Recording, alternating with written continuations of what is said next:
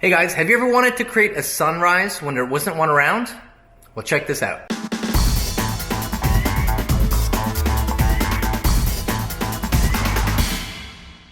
So we just got back from an engagement shoot with our clients, and it was cloudy and about 2 hours after sunrise. Well, they really wanted a sunrise photo, and since I don't have a time machine, I had to come up with something for them.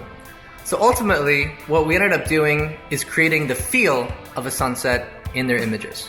Alright, so here's what we did. Step number one was to look for a location. Now, I wanted to look for a place that had sort of a vanishing point and a horizon, so that way the sun could have a place to actually rise from. So after looking around, I found a little cool place that had some trees and a visible horizon. After that, we thought, okay, let's use our Profoto B10 as our sun.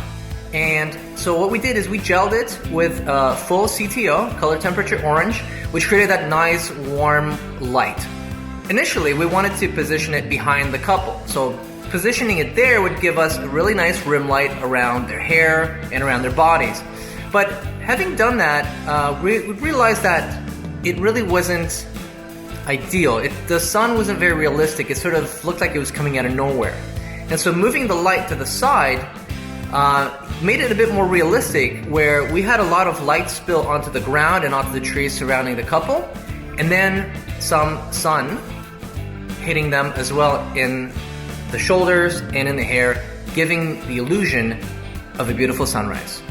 So this is one trick that you can do next time you're looking for a sunrise when there isn't one around.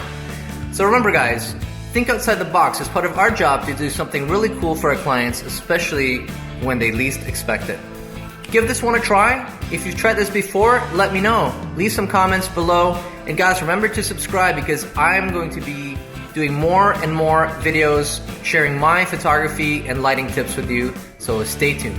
See ya!